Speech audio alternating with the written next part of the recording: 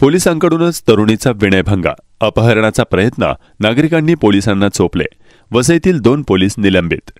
ज्या पोलिसांचे काम रक्षण करण्याचे आहे तेच महिलांची छेड काढून तिच्यावर अत्याचार करण्याचा प्रयत्न करत असल्याने संतापाची लाट उसळली आहे. गोव्याला सहलीसाठी निघालेल्या पोलिसांनी वाटेत एका जाणाऱ्या तरुणीला अडवून तिची छेड काढली आणि तिचे अपहरण करण्याचाही प्रयत्न केला. मंगळवारी 24 सप्टेंबर रोजी सिंधुदुर्ग जिल्ह्यातील देवगड तालुक्यातील जामसंडे या ठिकाणी ही घटना घडली होती. संतप्त गावकऱ्यांनी 2 पोलिसांसह 5 जणांना बेदम चोप दिला आणि पोलिसांच्या ताब्यात दिला. देवगड पोलिसांनी 5ही आरोपींना अटक केली. हा प्रकार समजताच पोलीस आयुक्तांनी यांना निलंबित केला. वसई वाहतूक शाखेत कार्यरत असणारे पोलीस शिपाई हरिराम मारुती गीते वय वर्ष 34 आणि पोलीस शिपाई प्रवीण रानडे वय वर्ष 32 हे आपले मित्र माधव केंद्रे वय वर्ष 32, श्याम गीते आणि शंकर गीते वय वर्ष 32 आणि सत्वा केंद्रे वय वर्ष 32 यांच्यासह रजा घेऊन गोव्याला खासगी वाहनाने सहलीसाठी जात होते.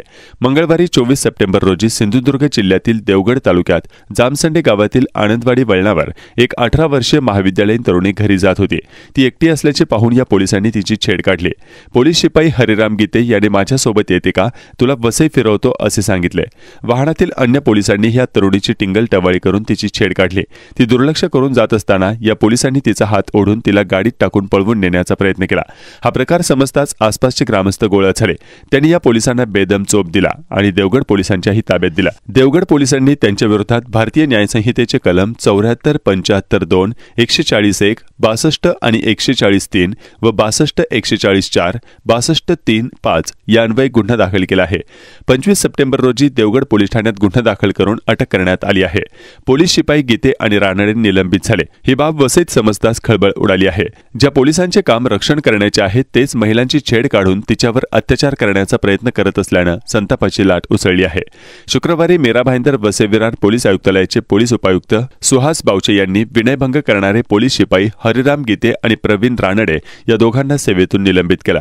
महाराष्ट्र पोलीस अधिनियम 1951 चे कलम 25 अन्वये प्राप्त अधिकारानुसार व मुंबई पोलीस शिक्षा व अपील नियम 1956 मधील नियम 3 च्या पोटनियम 1 खंड अ2 आणि 1 या अन्वये निलंबित करण्यात आल्याचं पत्रकात म्हटलंय.